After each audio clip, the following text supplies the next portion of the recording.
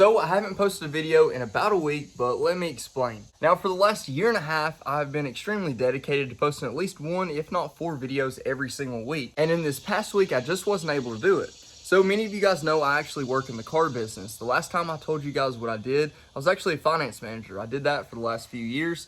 But here recently, I took a position at a different store as the general sales manager. Now we actually sold the store out to a different automotive group. So I'm going through that transition right now, and we don't have full staff. So I'm basically having to work more than usual. So the normal off days, I just simply don't have. So I don't have time to make 2 videos a week, but for now, I'll at least still be able to make 1 video a week. So I just wanted to address that quickly and let you guys know what's going on. But with that being said, today I'm going to show you guys something that's really cool, really awesome, and you've probably thought about getting it for your own Jeep, but we're going to install it right now and see how it actually works. In this mess of an extra garage, we've actually got something that Tuffy has sent out. Now this is the rear lock box that many of you guys have seen. It basically gives you lockable storage whenever you have the top off, or if you have that rear hatch raised, the doors off, anything, it gives you a place to lock up some valuable items. And for me, that's extremely important. As many of you guys know, I keep a lot of my tools and recovery gear, a lot of expensive stuff in the back, and it's always just out there where anybody can grab it. So this is going to eliminate that problem.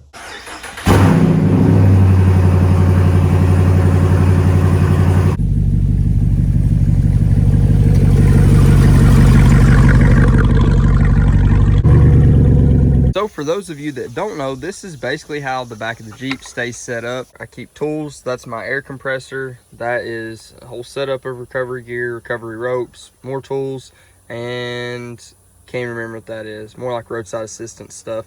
But nevertheless, there is quite a bit of expensive stuff back here. So to start, we got to clear all this stuff out. Once you do get all this cleared out, you're ready to get started. Now I've got all my parts laid out on this. You've got 2 sides, a back piece, the top piece. Got pretty much all of it laid out, the hardware, the brackets, so it seems like a pretty straightforward install. I think we need to start with these brackets. These instructions are really easy and there's not that many pieces. So you'll just grab the left side and you'll add the bracket to it, and you'll attach your prop lever right here on the outside of it, and you'll actually leave it a little bit loose, that way you can move it, and that's just the first step. So whenever you get both these sides put together, basically just mounting the brackets to it and that swing arm, all you'll do is you'll pop up these right here. It's little covers over the tie down points, and you'll use your torque bit to take those out, and you'll replace those with the screws going through this side, and you'll actually have a spacer that goes between it.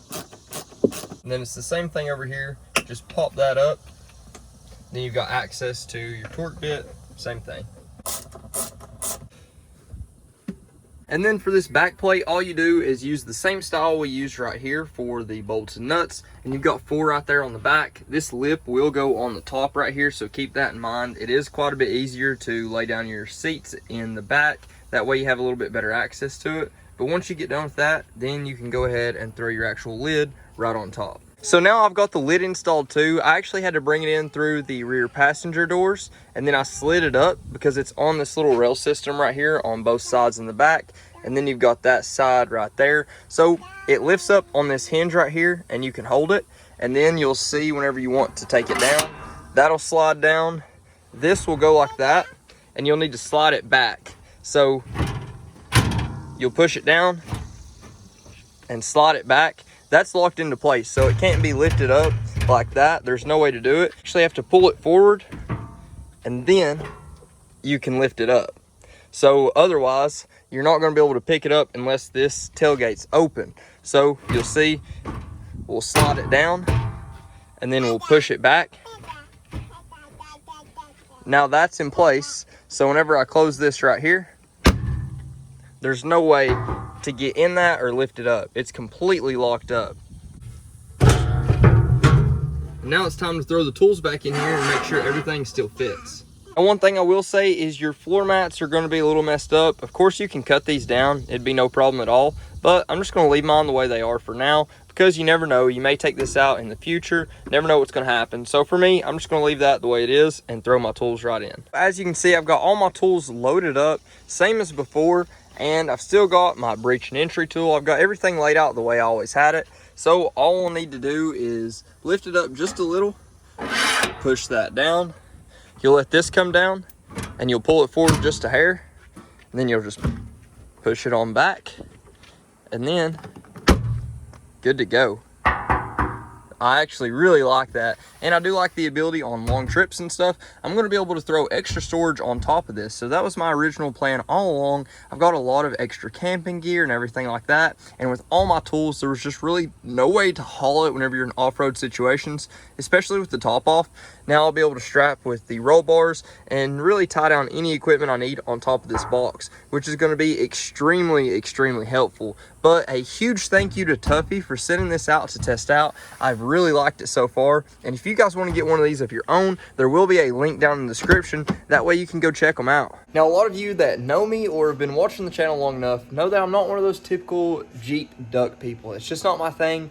I don't really get it, but I found something that is absolutely hilarious. I think all of you guys should see.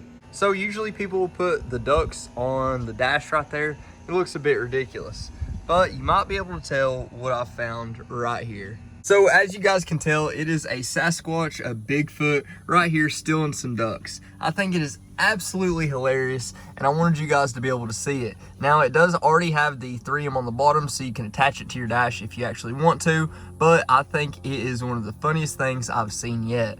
And she really likes it too. What is that? Duck. Got some ducks? Yeah. And now we've got to use the Jeep for normal Jeep stuff. Ready to go on a ride? Yeah. And just like that, we've already got this thing up to 15,000 miles. So after taking a quick trip with this, I'm really liking it so far. One thing I have noticed, and it may be because I need to tighten it down a bit more, is that it does rattle at certain frequencies with the sub. Of course, the sub is right there, so there are a few things that may need to be tightened up. I'll go over it later, but it did rattle a little bit, and it was only on one frequency, so that is something to keep in mind. I am really loving it so far. I like the ability to know that I'm going to have a little bit of safe storage if I need it, but above all else, just being able to ride with the rear hatch open like I do a lot of the times and not having to worry about anything blowing out is really nice.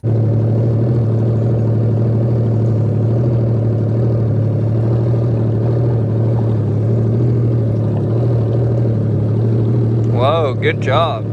Are you good at dropping the jet ski? Yeah. Do you like it? Yeah. Okay.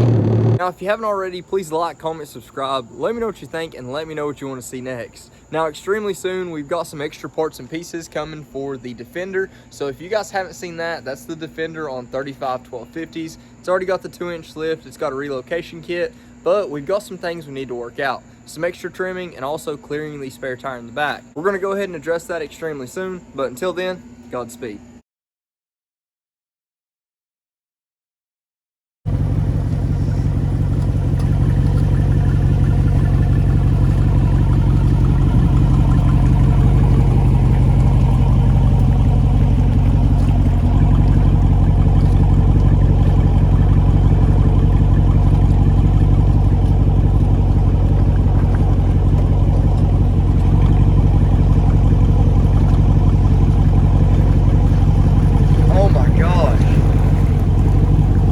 Running over my trailer.